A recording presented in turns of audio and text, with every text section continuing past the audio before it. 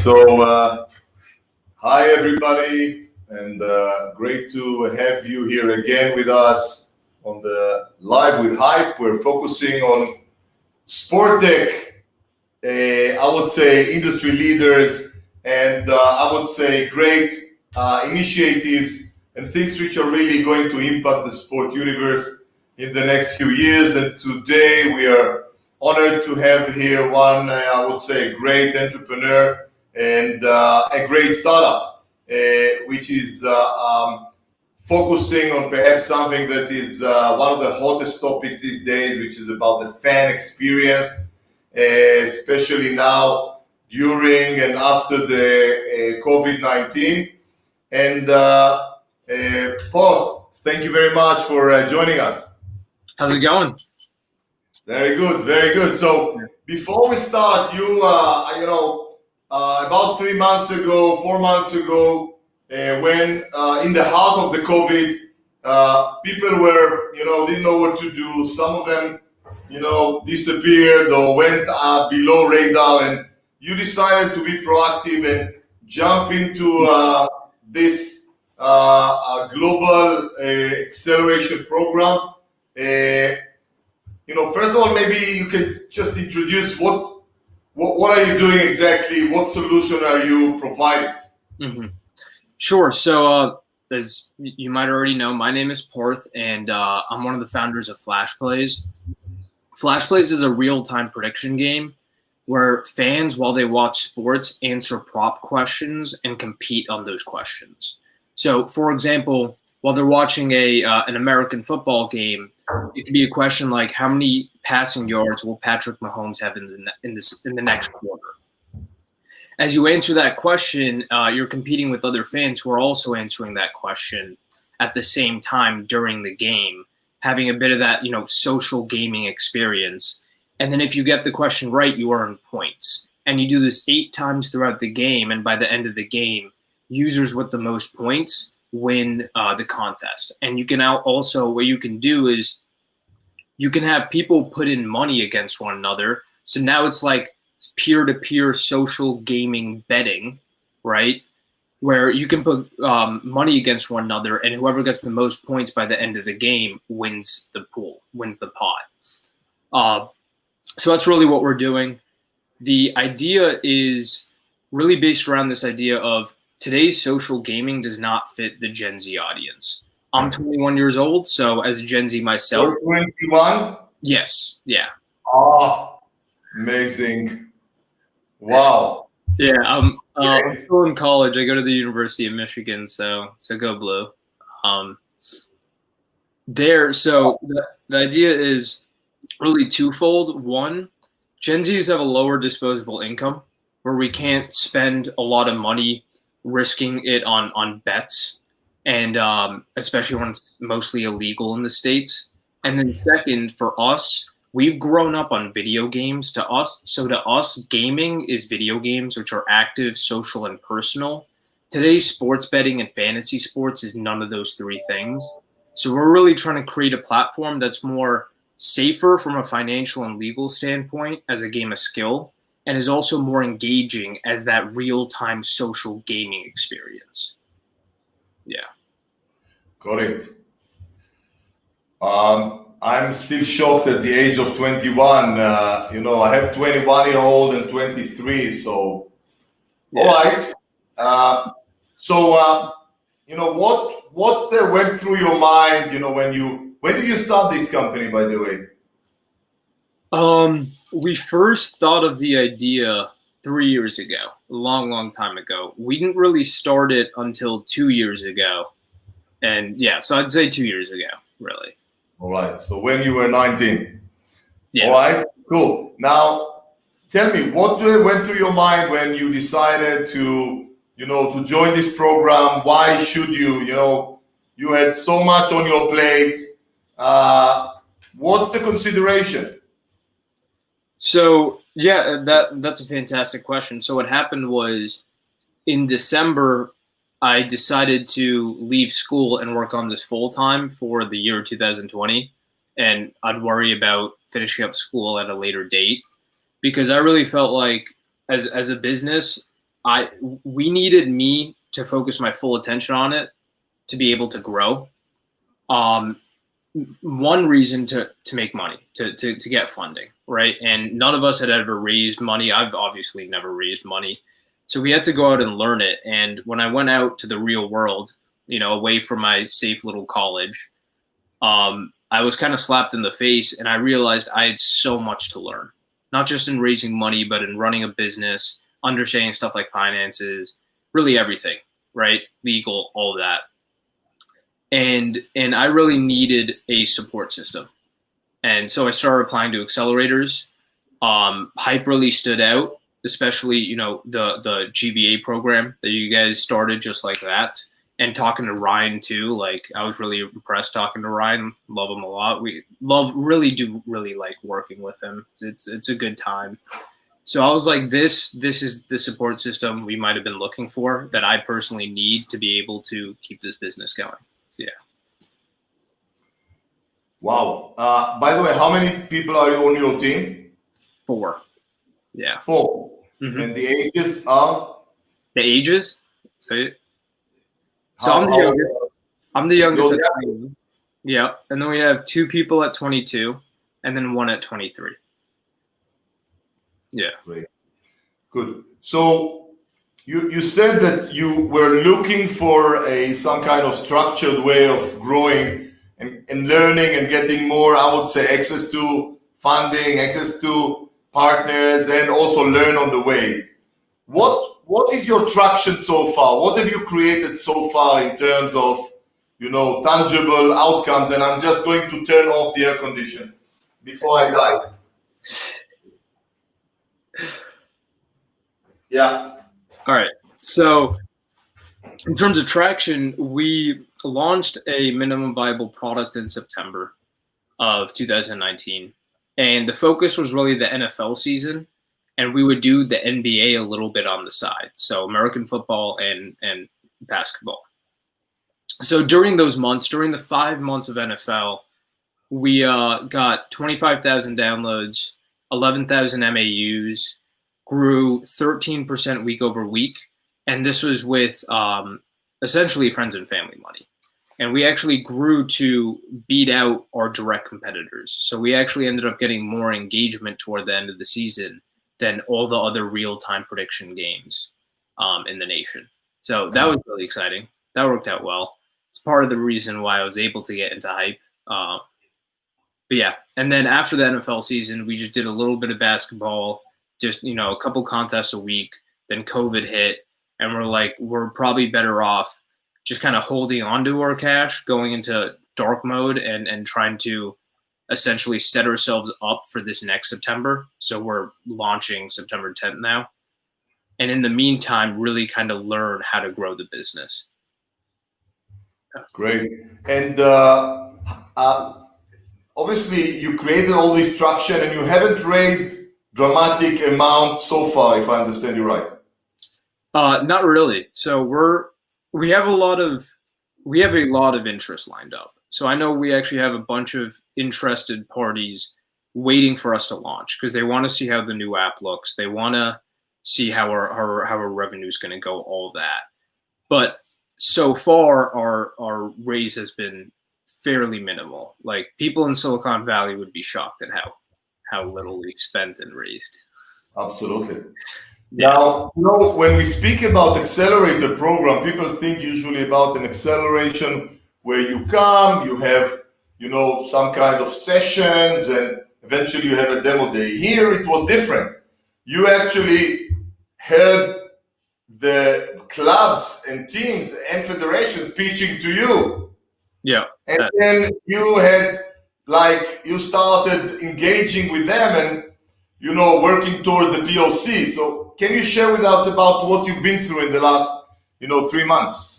Sure. I'd love to. So when Ryan first brought us on, we were and still are a consumer-facing company, consumer first. We'd never worked with a team before. We'd actually never partnered with anyone before. But we were talking, and we talked about the potential of using our game alongside a team, working with a team to push our game to specifically their fan base for their games. And I really, really like the potential of it. I think it could definitely be something. So we obviously went for it. We pitched it to the 12 teams, and we kind of came in with this idea of we want the Dolphins because, or the Warriors, right? Because our focuses are football and basketball. Then when we heard them pitch, it was clear that the Warriors weren't the best fit for us because they were looking for different things.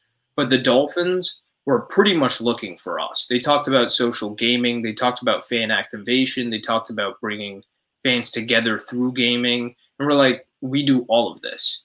So we came into that pitch feeling real good that we were going to be working with the Dolphins for the next 3 months. That's exactly what we got. And now last week we signed the contract with them.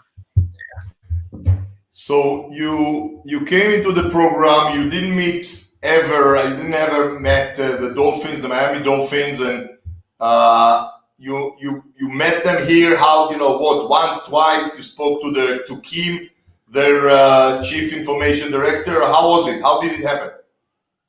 So after the pitch, they picked us as one of the people they wanted to work with. We called probably 3 times a month, maybe 4. So we actually talked quite a bit. I'd say we talked probably 10 times throughout the whole Accelerator.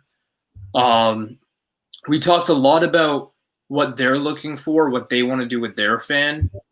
And what we really wanted to focus on is how do we take our 8-question system or gameplay and put it onto this Dolphins app and then make it completely about the Dolphins, right? And then how do we, while doing that, how do we really focus on bringing together that Dolphins community, that Dolphins voice from home, right? That we're going to be missing this next season because no fans in the stands, no fans in the bars, and so on. So, yeah, we really focused on that, and I think it's going to go great. So you already signed the contract. What does this mean? What that means is it's a pilot contract, or sorry, what? It's a pilot contract? Yep, pilot contract. Yeah. Okay, and it's also you're going to get remunerated after if successful. Yeah, you're not doing it for free. Yeah. So we are asking for a little bit of money now. That's simply to cover our costs on our side, and then the idea is if it goes well, which I really think it will, we're going to be talking about more long-term things like potentially having a revenue-generating platform and where we do a revenue split, things like that, where we really. Now, if I'm a fan of the Dolphins, what would I be able to experience because the Dolphins work with you? Sure. So, as of what now, is your impact on me as a fan? Sure. So what you do is you would download our app, and then during every Dolphins game, during the game, you would answer 8 questions, and a lot of them are going to be about the Dolphins, like about Tua, right? Their new quarterback. I'm not going to try pronouncing his last name. It's sorry, my dog came in the room. Come on. All good. Yeah, sorry about that. So it could be stuff about or their opponent. So like who's going to get more points, them or their opponent in the next quarter. So you answer these 8 questions, and depending on how well you do, you can earn Dolphins merchandise. So say out of the 8 questions, you get all 8 correct.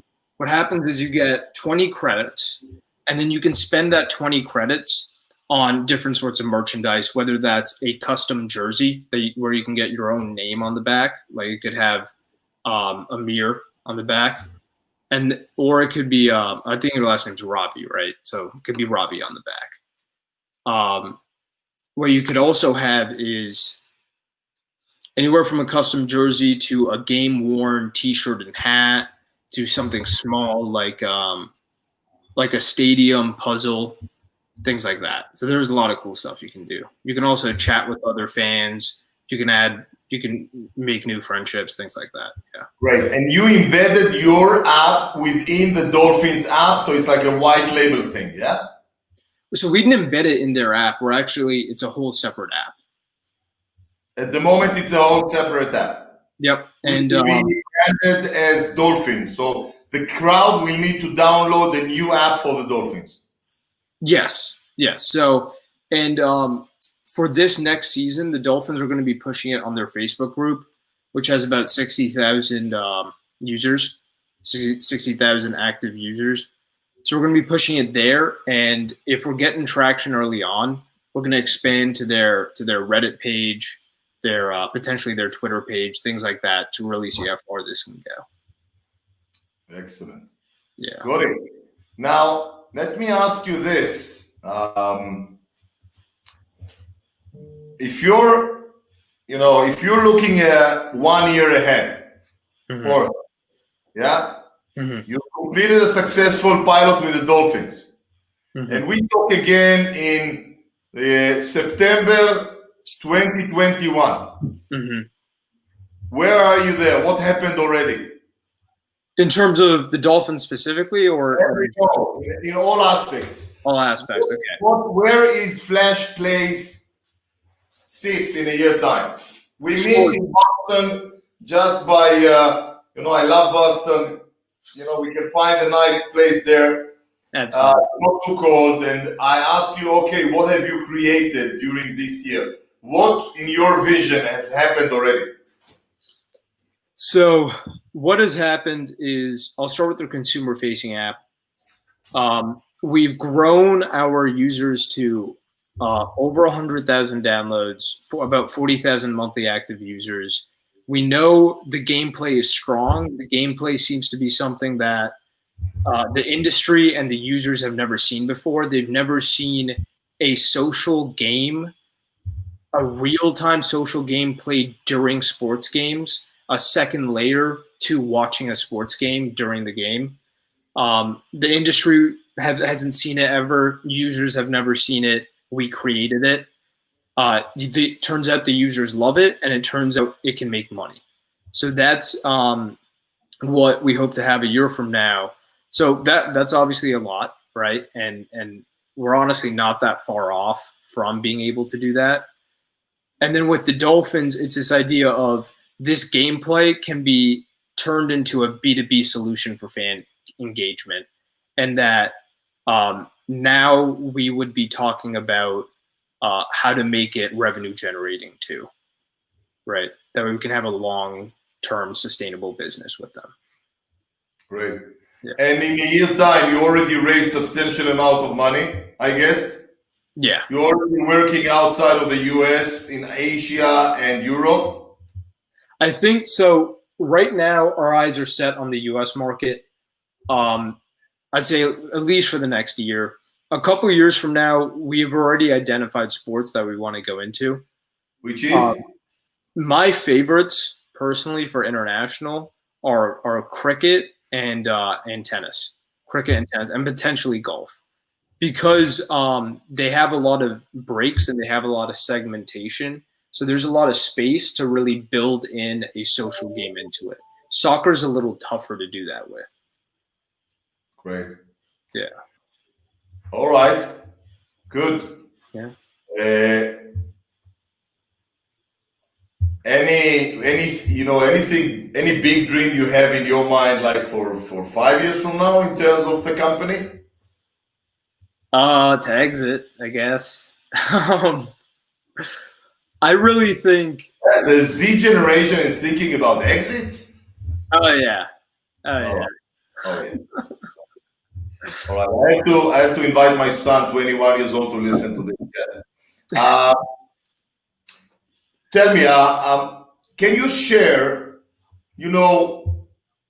what tangible things you got, or let me ask you before that, what are the, if you can summarize the Hype Global Virtual Accelerator program, how would you summarize it for FlashPlays? What is the overall value for you? Sure. I would really describe it as a stroke of luck, to be honest. It kind of was a big break for us. With when COVID hit, obviously we've been low on funds. It's been tough. But hype kind of came in. You guys came in and were like, all right, we're going to be the ones to believe in you. And that did really change a lot. So what happened was we obviously entered, and then we started working with Ryan, who knows a ton. Started working with Tracy DeForge of the Players Impact, who is now an advisor of ours. She was our mentor during it. She's fantastic. She's in the Boston area. She knows so damn much. It's actually kind of crazy. She really seems like the person I need to kind of be the CEO I want to be. I really do look up to her. And then working with all of you has been tremendous. And now I think for the first time ever, people are really looking at us like not a bunch of college students, but an actual business that could, make a difference in this industry. Amazing. And can you share some tangible outcomes? People say, okay, it's all nice. You meet some people, you pitch to some people. On this coming Tuesday, you have a big pitching day. Mm-hmm. But can you share something tangible, really, that happened? Or you mentioned that you got a great mentor to join your advisory, which, it's, I know what you're saying. Can you share other tangible elements you got out of this program? Sure. So one's the mentor, right, Tracy. 2 is the partnership with the Dolphins, right? Number 3 is a connect with Ryan. And from what I understand, if this goes well, Ryan's going to open the floodgates for us in the industry. He obviously is very well connected. Another thing is a long-term relationship with hype, which I know will be important. Your network is massive, and we're going to use that. We're going to be using that. And then the last thing is we do have in the industry, it's much easier to reach out to people right now. People from hype we're talking to for potential investments. I know there's one who we have a third meeting with, so it's definitely no joke at this point. And we're looking to hopefully have some sort of, micro VC deal within the next few months if things go well. Excellent. Very good. Any question you have for me, Parth? Oh, let me think about this. So when you first started GVA, which was it sounds like 4 or 5 months ago. February, yeah. Yeah. What was that like? It was February, so it was actually before COVID was. When the first announcement came out of China, and we understood that it's now starting to spread. We had a meeting in one of those rooms here, and we came up with the idea that's the best time now to start a global virtual accelerator open to everybody. Mm-hmm. That's actually, you guys were way ahead of everybody then. I wouldn't have picked up on that. That's really impressive. What was that process like trying to get it set up in just a couple months? It's a good question. This is our strong suit, as they say. We are a small organization still, so we are very agile, a blend of Israeli guys and some European guys, some American guys.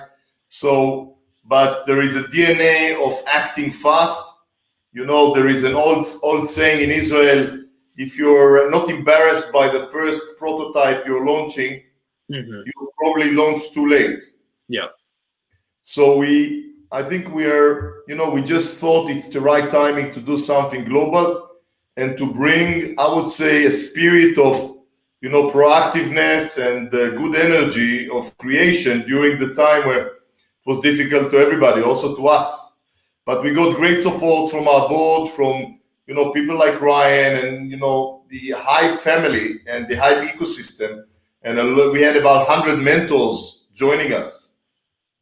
And about almost 100 investors later on joined the process, and clubs and federations. So we felt that, sometimes when you offer something and you feel the timing is good and people react to that, and I think it grew from there. And we're now looking at GVA2 to elaborate more startups to join and to help them on different segments, which could be sports betting, which also touching your area as well.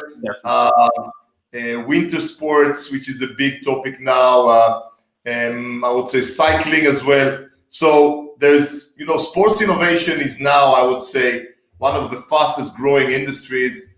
And, I think there is a good wave now on that. So we want to really, leverage on this and allow the ecosystem around us to grow and to create additional value. And, in your case, if you're getting a great mentor from our ecosystem, it's good for you. It's good for her as well. She's part of your success. If investor is investing you, so it's good for him. It's good for you. So that's a win-win. It has to be a win-win. I would say formula to enable everybody to get something out of that. So that's I would say, and you do it as well in your startup. You add value, and then you get more customers, and that's the game. Mm-hmm. Absolutely, it's all win-wins. All right, so Parth, I would like to, we completed this short session, but I think it was insightful to hear the process you've been through, and again, such a young team with already, I would say, major, I would say, validation for your capabilities, for your vision, for your strength, and for your skills. And the fact that, you're here and we are talking and there are so many great people supporting you already, it's a great testimonial for who you are and your commitment. And I'm really looking up to see where you're going and to support you in your growth. Thanks, Amir. Really appreciate it. I hope to continue talking. Love having these little podcasts. Hope to keep in touch and see how things go. I think it's going to be great. Amazing. Have a great day in Boston. Yeah. Speak to you soon. Yeah. Cheers. Bye for now.